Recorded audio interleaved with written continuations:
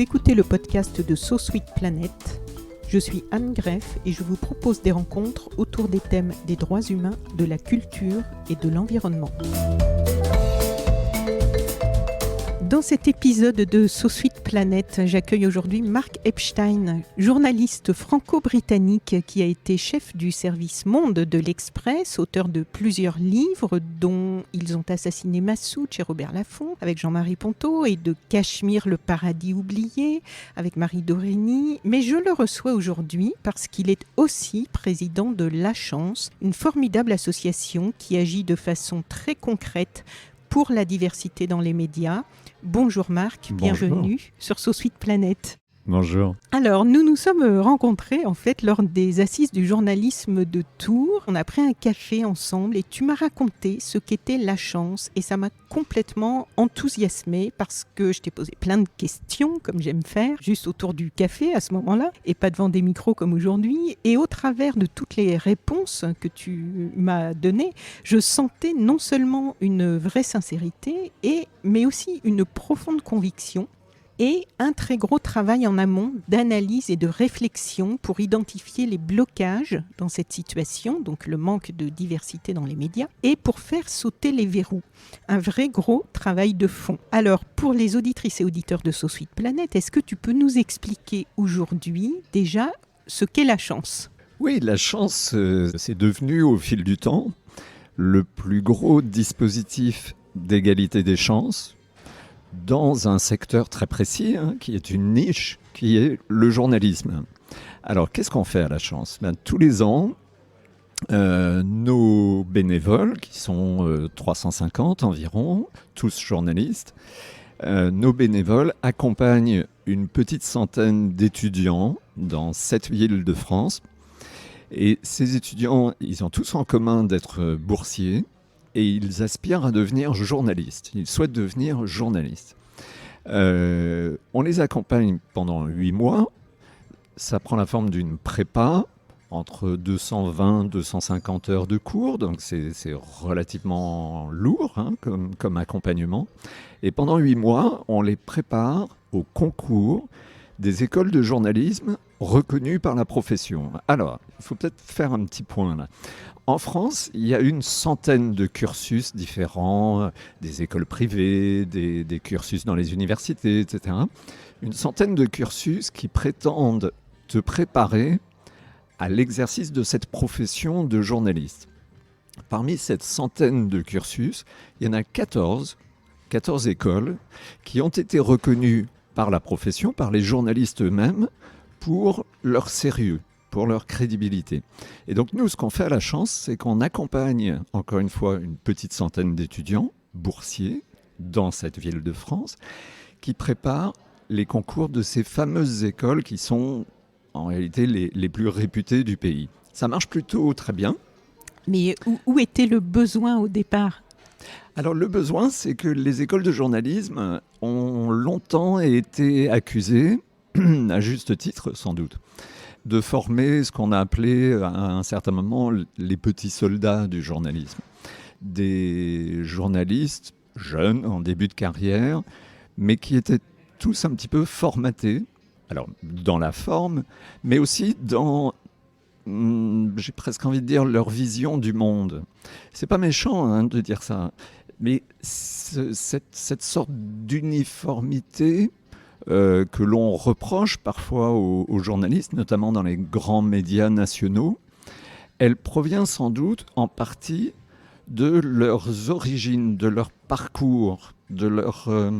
quand je dis origine, parcours, je ne parle pas seulement de géographie, je parle d'origine sociale. Il y a peu de journalistes dans les grandes rédactions nationales qui ont pour parents des agriculteurs, dont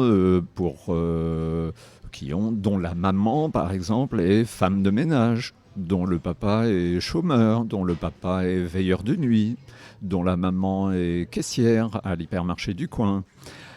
Or, ce sont ces profils-là, précisément, que nous, à La Chance, nous accompagnons, parce que le journalisme a ceci de merveilleux que l'on peut exercer cette profession avec, au fond, une formation qui est plutôt light.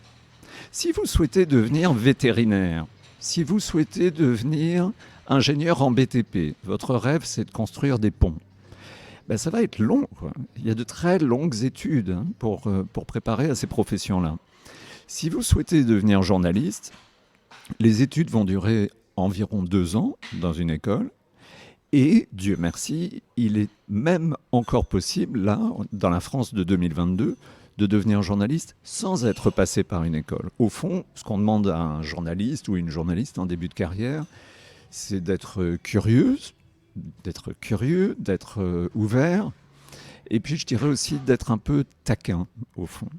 Et être taquin, ne pas hésiter à reposer la même question quand la personne en face de vous n'a pas répondu, ben, ça c'est quelque chose que font assez bien des jeunes qui, pour le dire vite, ont eu à galérer dans leur vie. Ils n'ont pas très peur des ministres qui cherchent à échapper à des questions. Ils vont relancer. Donc ce sont ces profils-là qui sont trop peu nombreux aujourd'hui dans les écoles de journalisme et dans les rédactions, sont ces profils-là que nous accompagnons, encore une fois, au fil de cette prépa qui est gratuite et bien sûr assortie d'aide financière. Et alors, pour rebondir sur ce que tu disais, la chance, en sous-titre, pour la diversité dans les médias, mais vous insistez aussi sur l'idée que c'est pas là, mais les diversités. Donc, tu en as déjà parlé un petit peu. En fait, c'est vrai qu'on a tendance à, quand on dit la diversité, aujourd'hui, on a déjà une idée de ce qu'on met dedans. C'est toujours un peu la même chose. Et vous, en fait, vous avez déjà ce premier travail de fond que je trouve intéressant, de dire la diversité, c'est pas simplement une question de couleur, de religion, ça va bien au-delà. Est-ce que tu peux nous détailler un petit peu ce que vous mettez dans la diversité et quels sont les différents profils de ces jeunes étudiants ? Le mot diversité en français, il est piégeux. il est chargé en quelque sorte.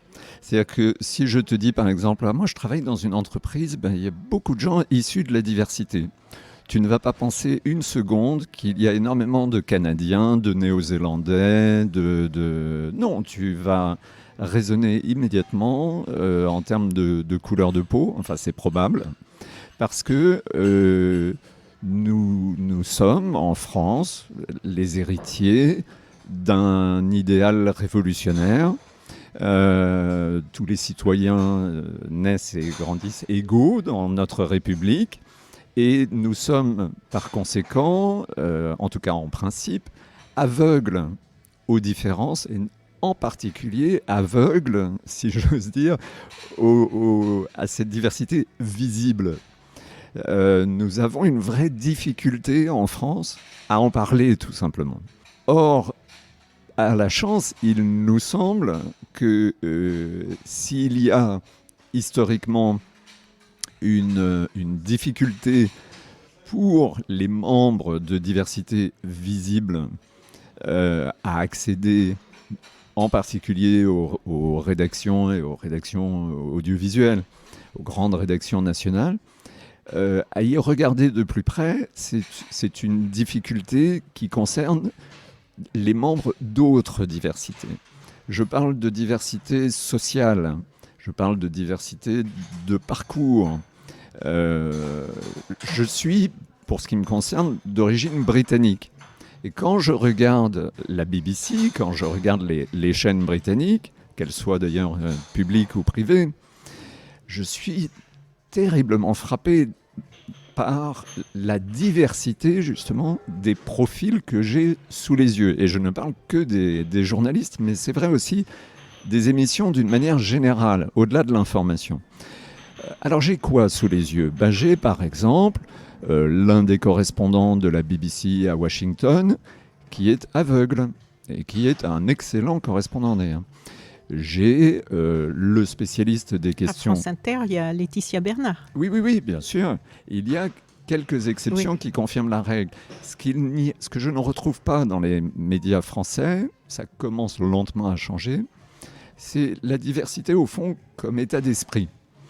Donc j'ai le spécialiste des questions de défense à la BBC que l'on voit, comme tu l'imagines, assez souvent à l'écran, qui est en fauteuil, qui est en fauteuil roulant. J'ai le spécialiste des questions économiques qui s'appelle Faisal Islam. J'ai le grand journal de Channel 4, qu'on pourrait comparer peut-être au journal du soir sur Arte en France, qui est présenté de temps à autre par une femme d'origine pakistanaise, si ma mémoire est bonne, et dont la tête est voilée. Alors, moi, je n'ai pas d'avis à titre personnel sur la présence ou l'absence de femmes qui choisissent d'être voilées à la télévision. Simplement, ça existe. Ça existe. Et je constate, quand je regarde le journal de Channel 4, que il y a une femme voilée, comme il m'arrive d'en croiser régulièrement dans la rue, dans le métro, voilà.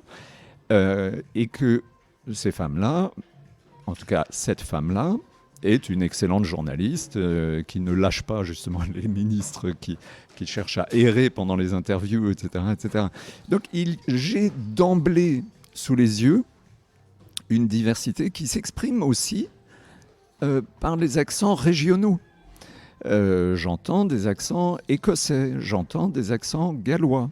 J'entends aussi, en anglais c'est peut-être plus évident qu'en français, des accents d'origine sociale. J'entends, dans la bouche de journalistes de la BBC, ce qu'en France on appellerait le parler des cités, en gros. Alors, je ne veux pas dire par là qu'il y a de l'argot ou du langage familier, mais simplement une façon de s'exprimer, un phrasé, on va dire, oui. Que je n'entends pas dans les grands médias nationaux, en France. Et c'est tout de même très dommage. Ce n'est pas qu'anecdotique, cette histoire. Oui, c'est ça. Quelles sont les conséquences du fait de justement que cette diversité-là ne soit pas aussi présente dans nos médias ? Quels sont les enjeux de ça ? Quelles sont les conséquences ? Je vais dire une évidence, mais la conséquence pratique, bien sûr, pour tous ceux qui auraient, par exemple, l'accent du Sud-Ouest, qui ont un accent provençal, qui vivent aujourd'hui dans des zones rurales ou dans des cités, dans des zones périurbaines. Et ça commence à faire quand même des millions et des millions de Français, tout ça. Ces Français, littéralement, ne se reconnaissent pas dans ceux qui leur apportent les nouvelles du monde et de France. Nous, journalistes, notre mission dans la vie, notre fonction sociale, c'est de raconter à ceux qui nous lisent, qui nous écoutent, qui nous regardent, ce qui se passe, parfois en Ukraine, loin d'ici, mais parfois aussi au bout de la rue. Au bout de la rue où on vit. Oui. Et si aucun journaliste jamais n'a l'accent provençal, par exemple, sauf pour parler de la météo, parce que les rédacteurs en chef ont estimé que pour parler de la météo, c'était charmant d'avoir quelqu'un d'accent provençal, il y a un vrai souci. Ce n'est pas un défaut propre aux médias. C'est quelque chose qui, encore une fois, reflète une sorte de modèle français hérité de l'idéal révolutionnaire. Et c'est cela, je pense, qui explique que, par exemple, quand Jean Castex devient Premier ministre, on parle autant de son accent.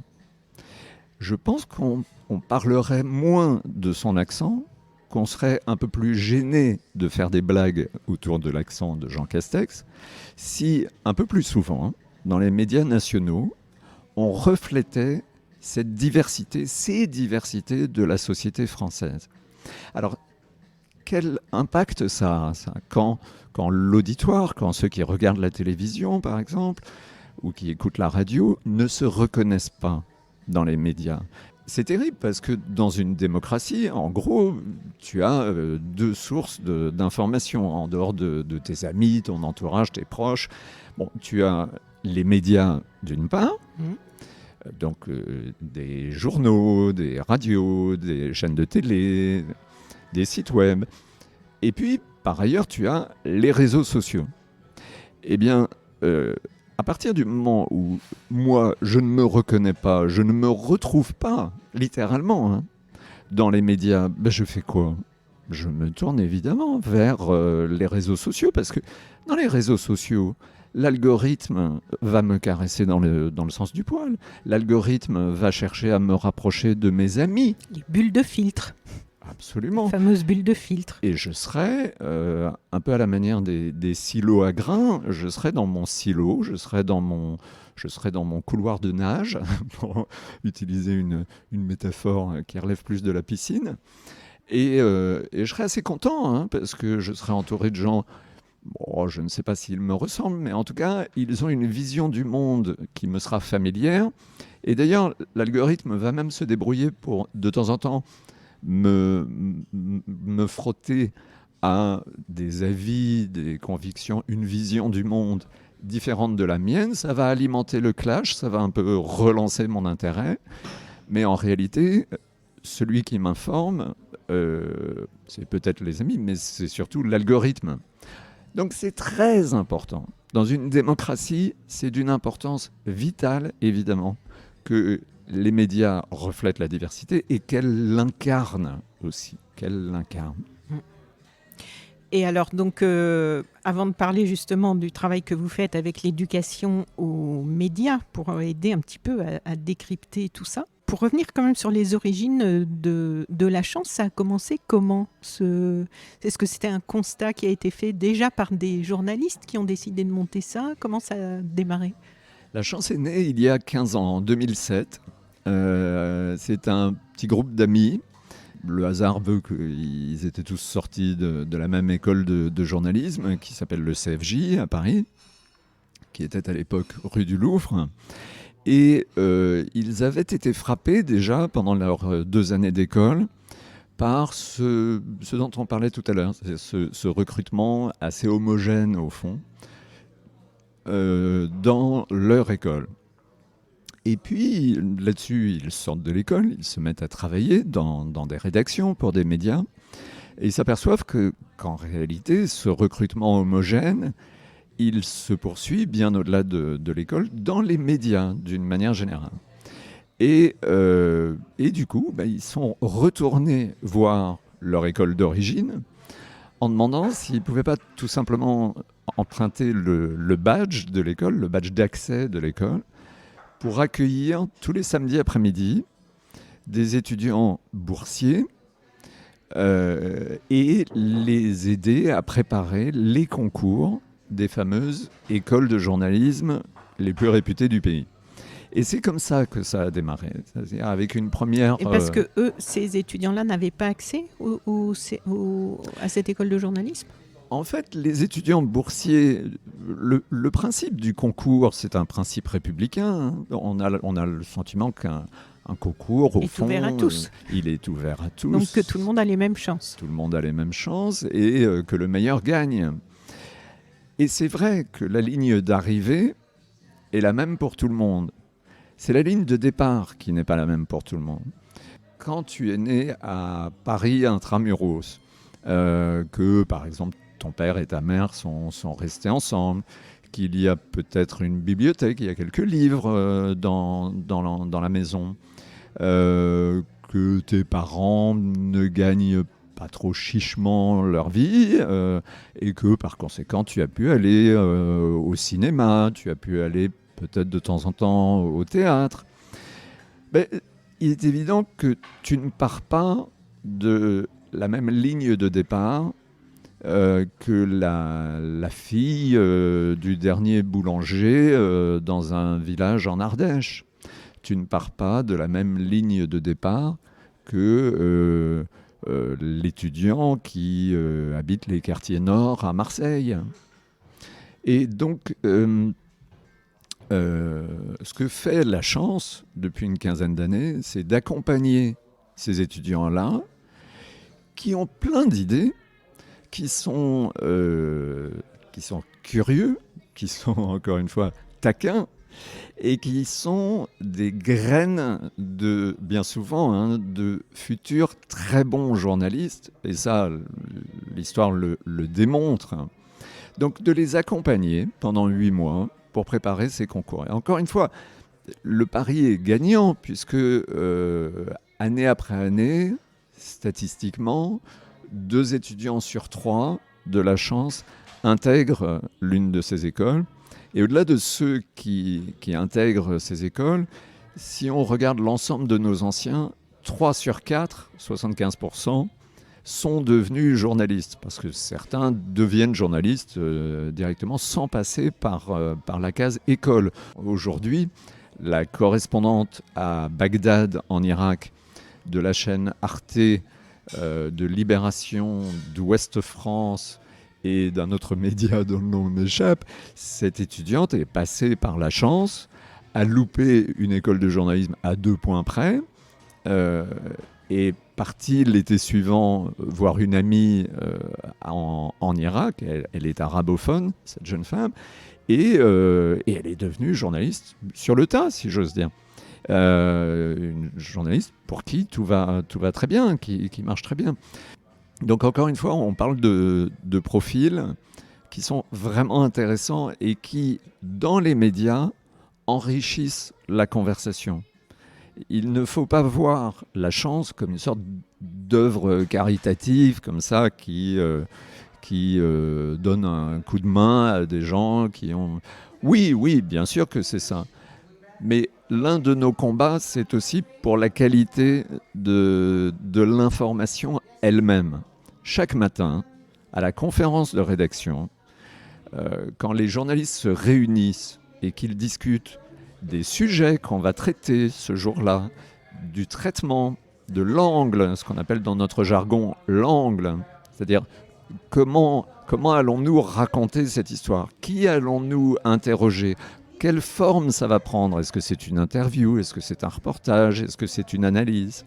Si le matin, au moment de la conférence de rédaction, si autour de la table, tu as aussi des enfants d'agriculteurs, des jeunes journalistes qui sont issus de milieux très divers, y compris éventuellement de familles monoparentales, voilà.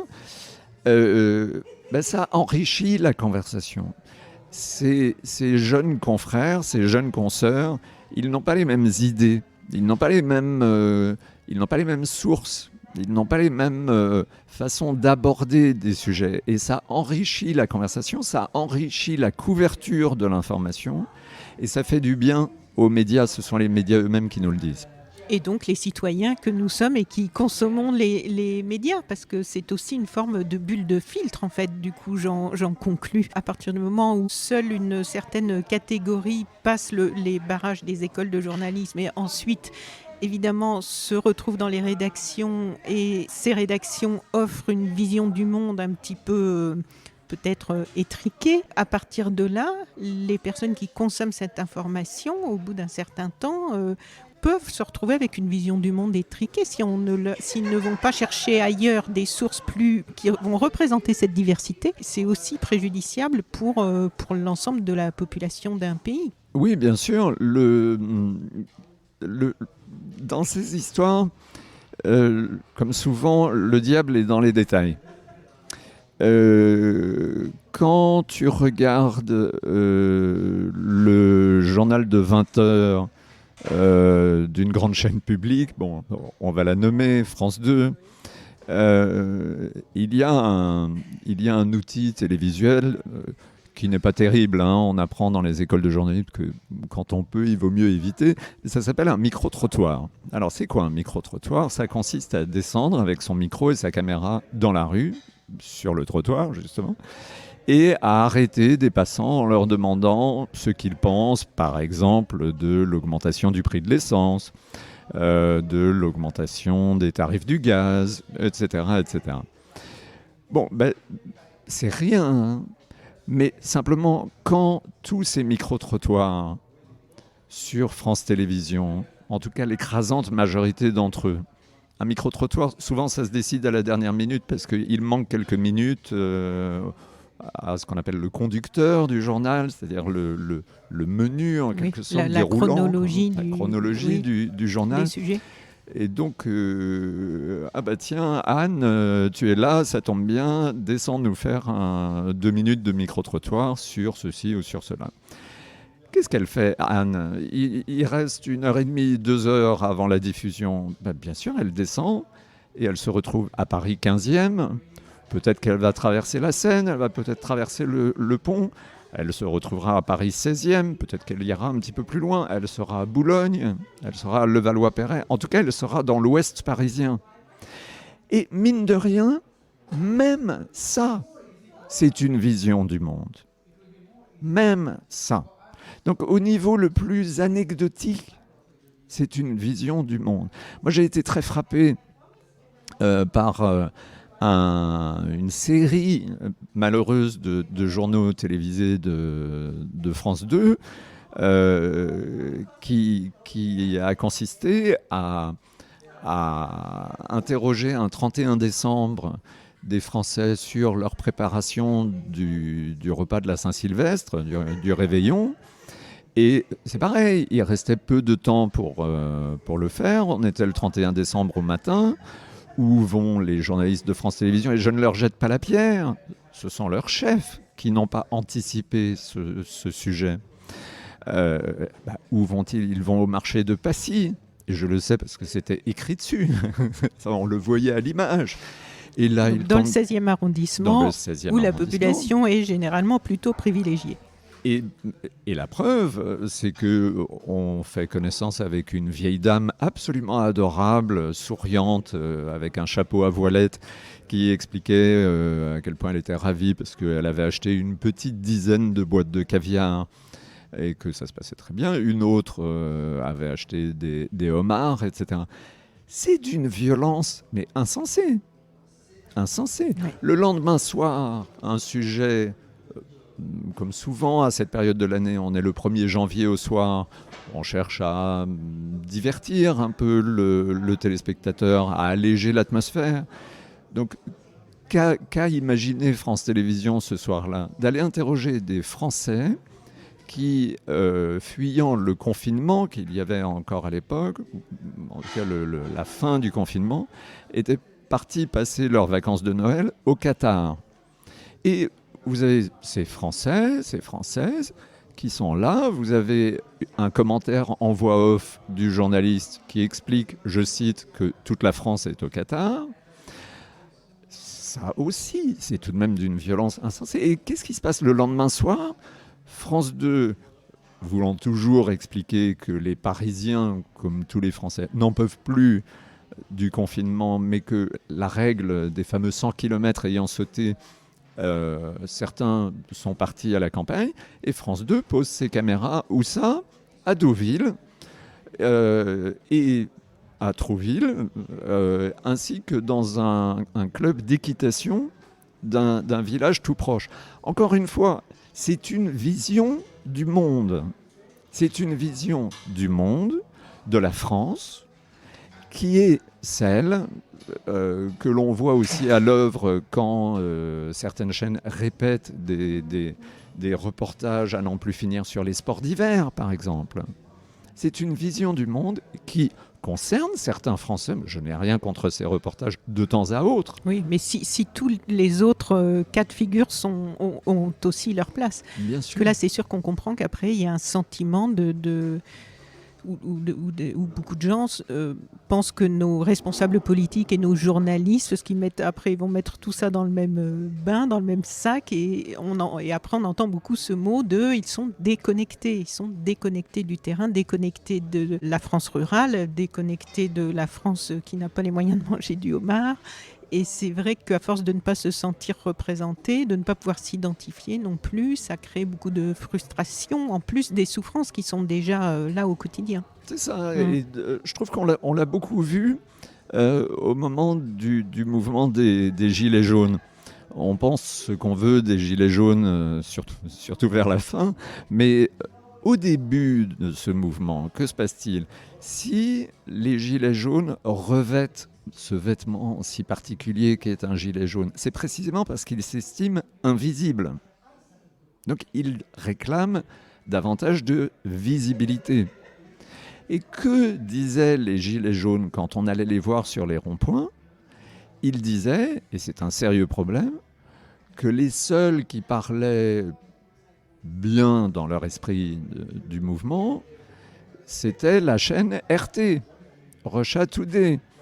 Parce qu'évidemment que vous avez des gens qui sont des ennemis de la démocratie, et je pense que le régime russe est un ennemi de la démocratie, qui profitent de failles de ce genre dans les médias français et qui appuient là où ça fait mal.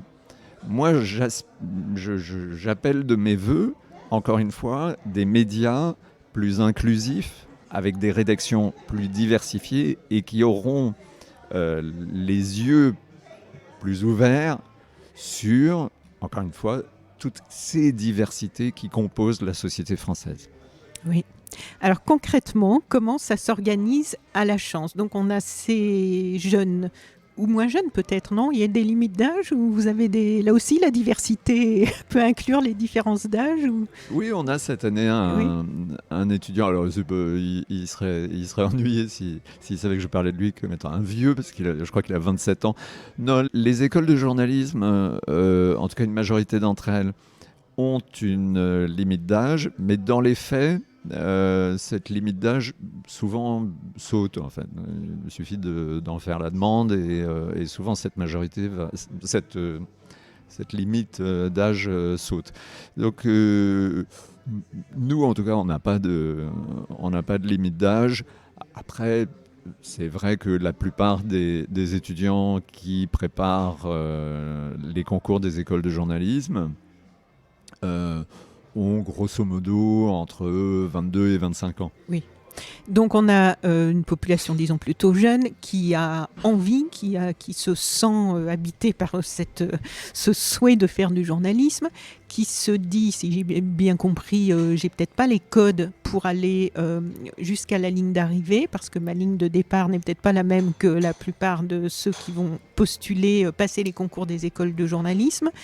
Je ne suis pas vraiment en capacité d'identifier peut-être ce qui me manque, ou en tout cas de combler les lacunes que je peux avoir, ou d'autres choses, que c'est pas qu'en termes de lacunes, hein, si j'ai bien compris, c'est tout un tas de codes aussi.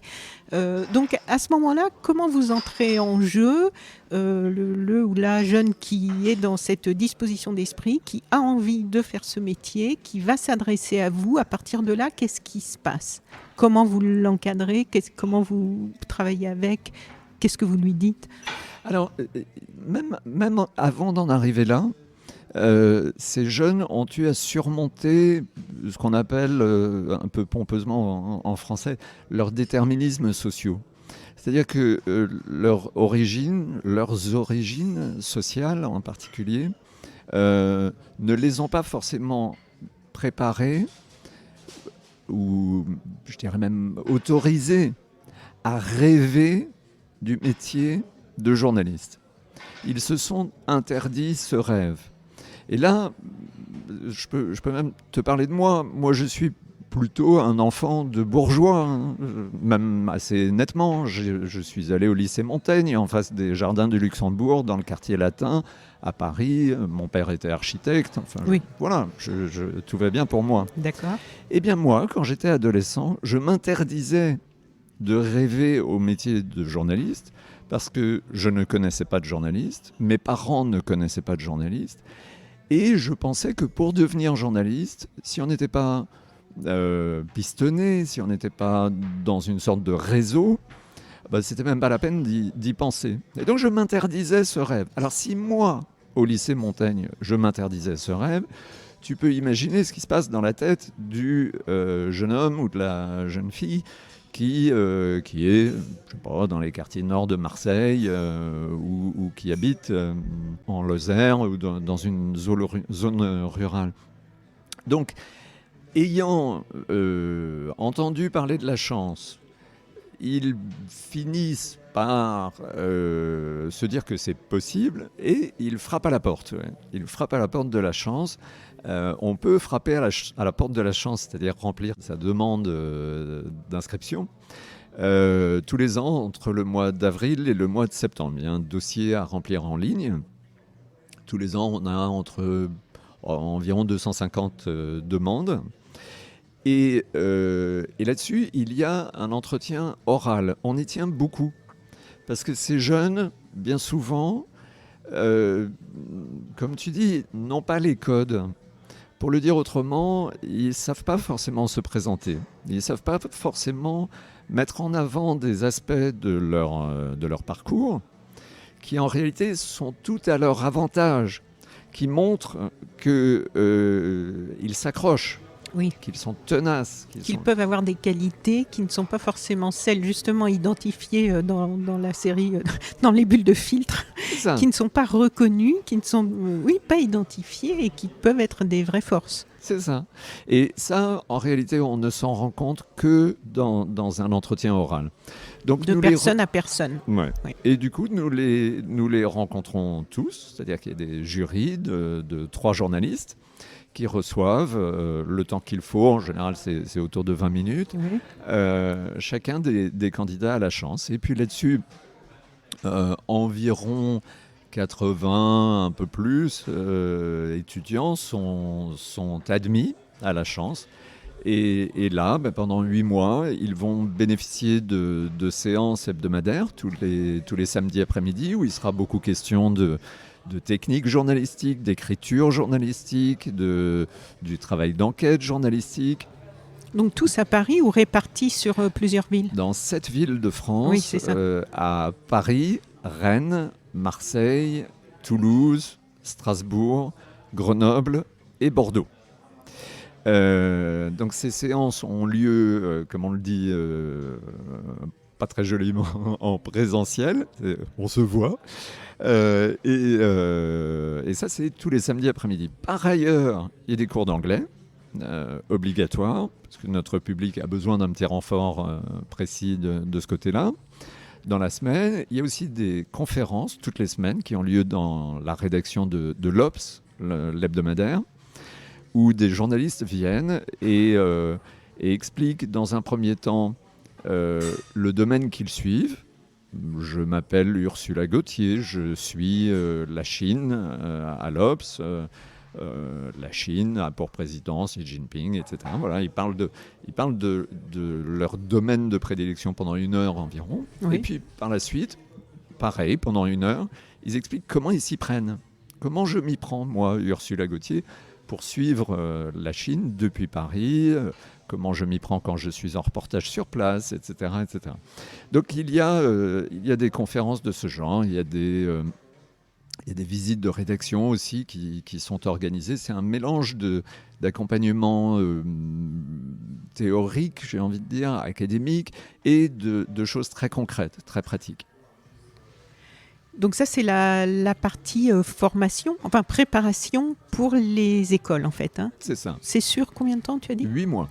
8 mois. Et après, donc, ils sont plus ou moins prêts, enfin, ils sont prêts, on va dire, à aller passer les concours. C'est ça, ils passent les concours et 2 sur 3 les réussissent. Donc ça, c'est un peu l'ADN. C'est comme ça que l'association est née. Et après, vous continuez à les suivre ou ils sont lâchés dans la nature ? Non. On dit parfois en rigolant, la chance un jour, la chance toujours. On ne les lâche pas. En tout cas, s'ils veulent bien de nous. S'ils le souhaitent, oui. Ouais, parce que la chance, c'est aussi, pour tous ces jeunes journalistes, c'est leur premier réseau. Ils arrivent dans les écoles de journalisme avec un nombre de 0,6 de journalistes proprement hallucinant. Ils sont les mieux connectés, les mieux réseautés de leur promo dans les écoles. Oui, parce que durant la préparation, ils sont tous accompagnés par des journalistes professionnels. Bénévole, je crois, non ? Oui. Parce que l'association, ça a but non lucratif, faut préciser bien quand sûr, même tout aussi. Ça est porté par des journalistes bénévoles.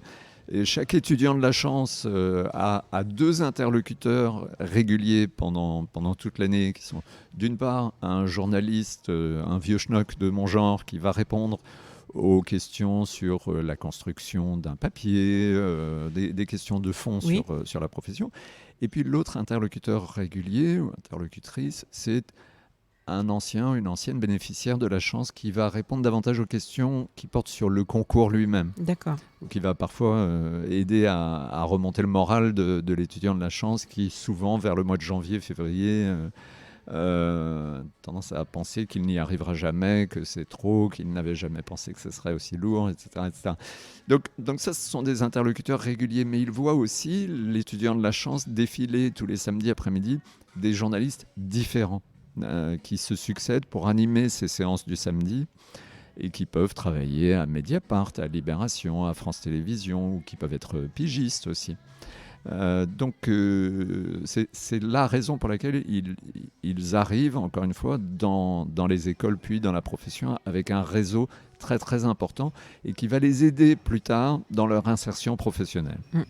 Oui, parce que donc il y a la préparation au concours, ensuite vous les suivez, accompagnés en parallèle de leurs études dans une école de journalisme, Voilà. parce qu'ils sont Ou en début de carrière. Et après l'école de journalisme, vous êtes encore là pour les aider à entrer dans des rédactions. Oui, les anciens étudiants et les anciennes étudiantes de la chance bénéficient de téléateliers, par exemple. Comment mieux pitcher, comme on dit, comment mieux vendre en quelque sorte des idées de sujets à une société de production audiovisuelle. Mon CV est-il vraiment à jour et est-il aussi bien écrit et présenté qu'il pourrait l'être ? Et puis il y a des sujets que les écoles de journalisme n'aiment pas aborder et que nous traitons bien volontiers, comme par exemple comment s'orienter sur le site parfois kafkaïen de Pôle emploi. La réalité d'un journaliste en début de carrière, c'est qu'il court bien souvent après les piges, après des contrats. Il est freelance. Il n'a pas encore de CDD, ni bien sûr de CDI. Donc, il va travailler, par exemple, une journée pour BFM Télévision. Il va écrire un papier de manière ponctuelle pour tel ou tel média. Entre les deux, un peu à la manière des intermittents du spectacle, entre les deux, il va pointer à Pôle emploi. C'est dommage, mais c'est comme ça. Donc là aussi, nous accompagnons ces jeunes confrères et consoeurs pour mieux s'orienter sur Pôle emploi. Voilà. Alors Pôle emploi, évidemment, c'est important, mais l'idéal, c'est tout de même de décrocher un job. Et moi, comme président de la chance, je suis très perplexe parce que j'ai, en quelque sorte, à ma gauche, des jeunes journalistes anciens de la chance qui sont fauchés et qui m'expliquent que les débuts de carrière, c'est quand même très difficile, en particulier quand tes parents ne peuvent pas t'aider à payer le loyer, etc. Et puis, j'ai à ma droite un nombre croissant de patrons de médias, et je pense à des grands groupes. Je pense au groupe TF1, je pense au groupe Le Monde, je pense à l'agence France Presse, des grands groupes de médias, je pense aussi au groupe Bayard, qui édite notamment La Croix. Des patrons donc qui me disent ça va pas du tout, ces écoles de journalisme ne nous envoient que des jeunes journalistes formatés. Vous, à la chance, vous pouvez nous aider, aidez-nous à diversifier notre recrutement. Donc ce qu'on fait de plus en plus, c'est qu'on aide ces deux populations à se rencontrer. Au fond, on s'appuie un peu sur l'expérience des anciens étudiants d'HEC, tu sais, les grandes écoles commerciales. Alors les associations des anciens d'HEC aident les anciens étudiants à trouver du boulot. Jouent à fond cet effet réseau. Et bien nous aussi, après tout, s'il y a des employeurs qui sont à la recherche de profils un peu différents, des profils qu'on appelle souvent des profils atypiques. Je n'aime pas cette expression parce que je pense que les profils des étudiants de la chance sont en réalité beaucoup plus typiques de la société française que d'autres. Mais nous facilitons encore une fois cette mise en relation et donc là aussi on aide à l'insertion professionnelle. D'accord, donc ça c'est la partie vraiment par rapport aux écoles de journalisme, aux étudiants, mais il y a aussi l'éducation aux médias, donc ça c'est un autre champ d'intervention de la chance. Comment ça se passe? Qu'est-ce que c'est déjà? Et ça, concrètement, comment vous travaillez là-dessus? Alors sur l'éducation aux médias, au fond, c'est l'éducation aux médias, c'est quoi? Ce sont des interventions idéalement portés par des journalistes, en tout cas quand nous les faisons, c'est comme ça. Des interventions dans des salles de classe, dans des collèges, dans des lycées, pour les plus jeunes aussi, dans des écoles. Un journaliste arrive et pendant 1 heure, 2 heures, une demi-journée, parfois davantage, il va expliquer d'abord qui il est, d'où il vient, et en quoi consiste son travail de journaliste. Moi, je suis journaliste, donc je prépare, voilà, si j'ai un sujet, comment vais-je m'y prendre? On demande aux jeunes comment vous y prendriez-vous, à qui est-ce qu'on téléphone, à qui est-ce qu'on va adresser nos questions, etc., etc. Tu expliques ton travail. Tu expliques ton travail et tu expliques d'une manière générale ce que sont les médias. Tu fais bien la distinction entre les médias d'une part, qui sont peuplés d'êtres humains qu'on appelle des journalistes, et les réseaux sociaux qui sont tout de même essentiellement peuplés d'algorithmes qui organisent les rencontres et la circulation de l'information.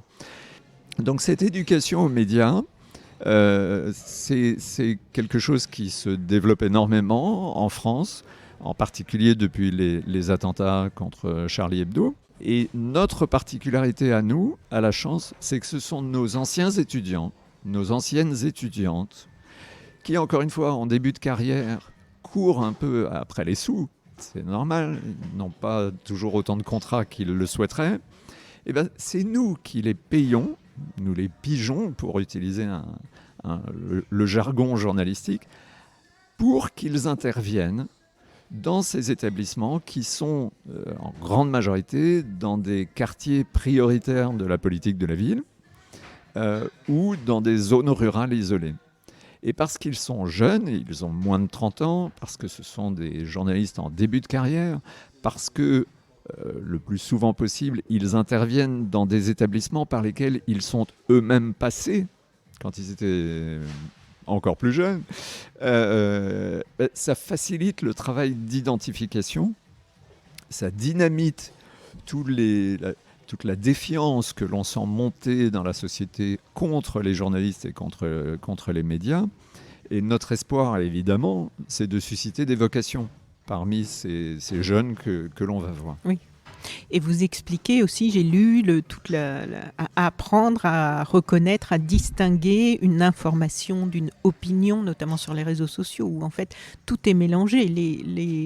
Des contenus qui peuvent être produits par des journalistes qui ont fait un vrai travail journalistique en amont, de vérifier ses sources, de tout ça, et des opinions qui peuvent être quelqu'un qui s'enregistre en train de parler et qui balance une vidéo sur le net ou qui balance des articles avec l'allure d'un média professionnel, ou de ça beaucoup maintenant, alors que le travail en amont n'est pas fait avec la rigueur journalistique. Alors justement, ça rejoint ce qu'on disait tout à l'heure, ça apporte un certain plus par rapport à cette rigueur qui peut être ressentie comme uniformisée et dont vont se détourner beaucoup de personnes.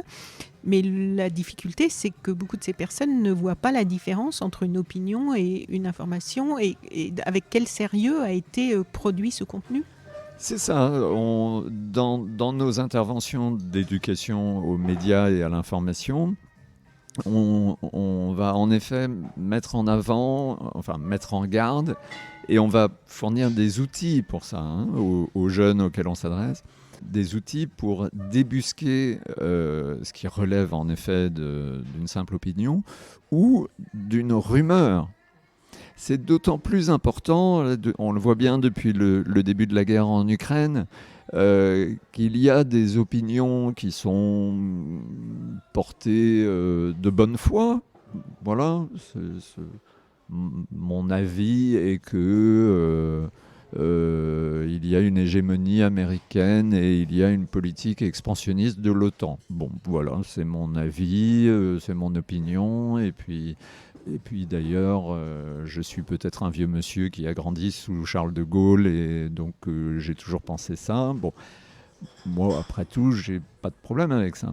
Mais il y a de plus en plus dans les réseaux sociaux, en particulier sur Twitter, mais pas seulement, des avis de ce genre qui sont portés par ce qu'on appelle des trolls, donc des individus qui en réalité sont payés par des États, par exemple la Russie, pour diffuser des opinions entre guillemets de ce genre.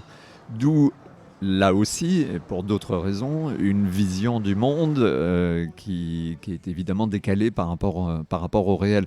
Donc quand nous intervenons dans les écoles, dans les lycées, dans les collèges, nous essayons d'éclairer tout ça et surtout de fournir des outils, parce que les outils existent, pour que les jeunes puissent mieux distinguer ce qui relève encore une fois de faits avérés, vérifiés, d'autres choses qui relèvent davantage, on va dire, du commentaire. Oui.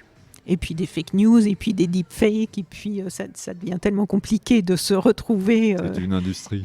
Oui, dans tout ça. En fait, donc la chance a donc fêté ses 15 ans. Quel est le bilan Tu nous as parlé du bilan qui est plutôt positif, du nombre d'étudiants qui travaillent aujourd'hui en tant que journalistes, mais en tant qu'observateur dans toute cette situation, qu'est-ce qui a évolué en mal ou en bien depuis 15 ans ? Alors, il y a un mieux quand même. Ça, c'est la bonne nouvelle. Enfin, une bonne nouvelle dans ce monde d'information. Je suis bien d'accord. Non, il y a un mieux, moi, je dirais. Il m'arrivait en 2007, 2008, 2009 de croiser des confrères, de leur expliquer ce que faisait la chance, qui à l'époque s'appelait la chance au concours. Et certains de mes confrères disaient, mais... à quoi bon ? Enfin, on en parlait tout à l'heure, le concours, principe républicain, est-ce que c'est vraiment nécessaire ? Je n'entends plus ça. Je crois que le constat que nous dressons, il est aujourd'hui largement partagé, c'est-à-dire qu'il y a un problème dans les grandes rédactions nationales de manque de diversité, je mets un S au mot diversité. Il y a un problème et c'est très fâcheux. Parce que dans ces rédactions, précisément, on a pour fonction sociale, pour job, de raconter la société et le monde. Et que donc la diversité est vraiment d'une importance cruciale. Alors ça, je crois que c'est quand même une évolution majeure depuis 15 ans, c'est-à-dire qu'il y a une prise de conscience. Elle a été suivie d'actes dans certains médias. Curieusement, souvent davantage, si je pense à la télévision, les chaînes privées se sont, à mon sens, mieux adaptées, plus vite. Elles sont sans doute plus attentives à leur public, tout simplement. Et elles comprennent le besoin qu'il y a pour ce public de se reconnaître tout simplement dans l'image. Donc il y a tout de même des progrès, et encore une fois, aujourd'hui, le modeste président de la chance que je suis constate qu'il reçoit des coups de fil et des offres d'aide, y compris financières, de la part de nombreux médias. Donc ça, c'est une bonne nouvelle. Et puis, il y a un constat peut-être moins souriant, qui est qu'au fond, là, depuis le début, tu vois bien, on parle des médias comme si c'était une sorte de village gaulois distinct du reste du pays. Malheureusement, c'est pas vrai. Ce manque de diversité dans les rédactions, en particulier dans les grandes rédactions nationales, il reflète un mal qui est plus profond, qui n'affecte pas que les seuls journalistes. Je crois vraiment que l'origine de nombreux mots, MAUX, c'est le système éducatif français. Le système éducatif français, tous les rapports le prouvent, rapport de l'OCDE, rapport de France Stratégie, rapport de la Fondation Jean Jaurès, rapport des Nations Unies. Tous ces rapports montrent bien que le système éducatif français, l'école, ce prétendu creuset de la République, est en réalité terriblement inégalitaire ou, pour le dire autrement, reproduit les élites existantes. C'est-à-dire qu'en France, beaucoup plus qu'au Royaume-Uni, en Allemagne ou même aux États-Unis, si vous êtes né enfant d'ouvrier, si vous êtes né enfant de classe moyenne, si vous êtes né, il y a tout de même de très fortes chances pour que vous le restiez, pour que vous deveniez vous-même, à l'âge adulte, ouvrier, enfant de la classe moyenne, etc. L'école ne fait pas, ou en tout cas pas suffisamment, son travail en France de brassage social, ne facilite pas suffisamment la mobilité sociale. Combien d'étudiants à la chance me disent qu'ils ont rencontré à un moment ou un autre, au lycée, au collège, des conseillers d'orientation auxquels ils ont expliqué qu'ils rêvaient de devenir journalistes, et ce sont les conseillères d'orientation qui leur ont répondu « Ah non, mais ça, c'est pas pour toi ». Ah ben non, ta mère est coiffeuse, non, tu n'y arriveras jamais, c'est trop dur. Et c'est terrible.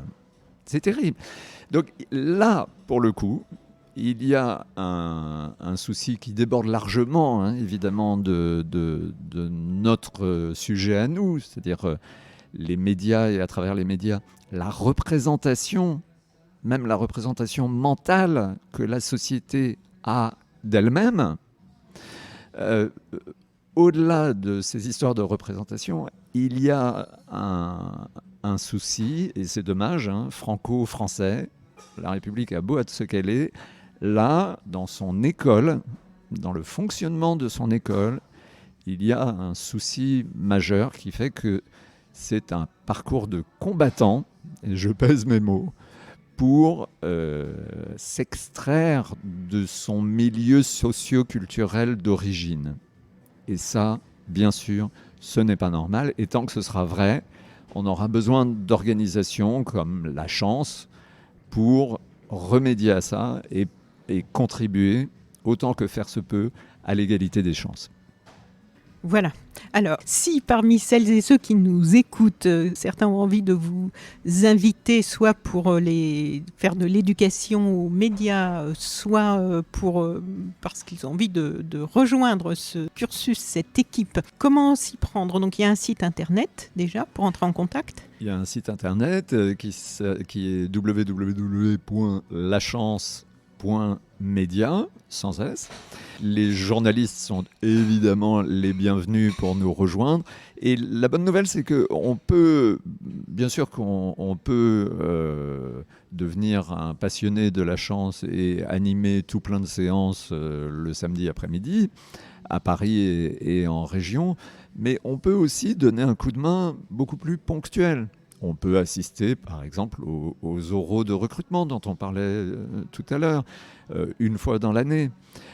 Ce qui arrive assez souvent, c'est que les journalistes qui nous rejoignent arrivent sur la pointe des pieds en nous expliquant qu'ils ont très peu de temps.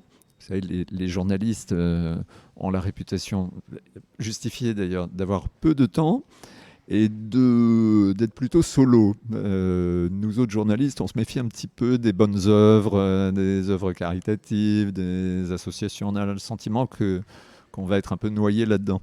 Donc souvent les journalistes arrivent chez nous un peu sur la pointe des pieds, en hésitant un petit peu.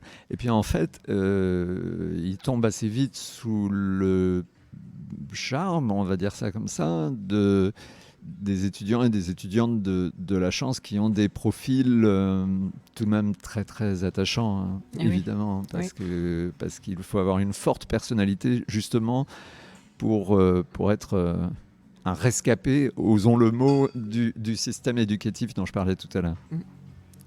Marc, un grand merci pour ces explications et surtout ce travail, parce que je pense que, bon, on l'a bien compris, ça n'est pas seulement un travail utile aux jeunes qui vous rejoignent, c'est un travail vraiment d'utilité publique, puisque cette information, on a besoin qu'elle reflète la société à tous les niveaux et surtout dans des contextes politiques et avec une actualité où tout est de plus en plus compliqué à décrypter, de plus en plus tendu.